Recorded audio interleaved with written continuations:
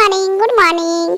तो अभी मैं नानी के घर आई हूँ और यहाँ पे नानी के घर आने के बाद ना मेरा हो गया बहुत ही ज़्यादा तबीयत खराब और मैं बहुत ज़्यादा बीमार पड़ गई। फीवर हो गया, सर्दी खांसी सब कुछ एक साथ ही पकड़ लिया मुझे।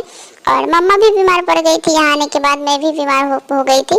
तो दोनों का दवाई चल रहा था लेकिन कोई काम ही नहीं हो रहा था, इतना ज़्यादा बीमार हो गई थी ना मैं।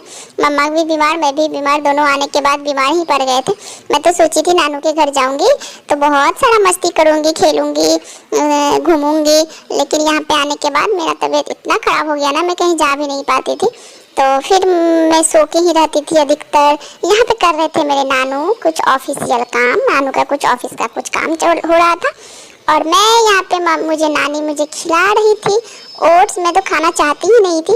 अगर मेरा तबीयत खराब हो जाता है ना तो मुझे खाना खाना एकदम ही अच्छा नहीं लगता, बिल्कुल भी अच्छा नहीं लगता, मुझे खाने का मन ही नहीं होता है। बट खाना पड़ रहा था मुझे, मम्मा बहुत डांट लगा रही थी। मम्मा बोल रही थी नहीं खाओगी बेटा तो और भी तबीयत खराब हो जाएगा। पहले तो प्यार से बोलती है मम्मा, फिर अगर नहीं सुनो मम्मा का बात तो फिर मम्मा बहुत डांट भी लगा देती है।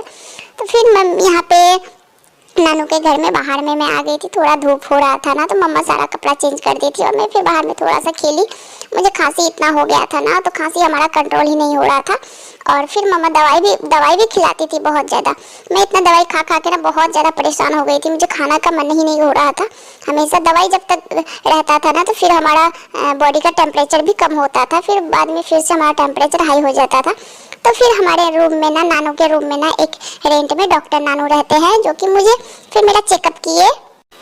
फिर उन्होंने ना डॉक्टर नानू मेरा चेकअप किए, कहीं इनका कोई वायरल फीवर तो नहीं है, टाइफाइड ये सब कुछ तो नहीं हो गया, मलेरिया।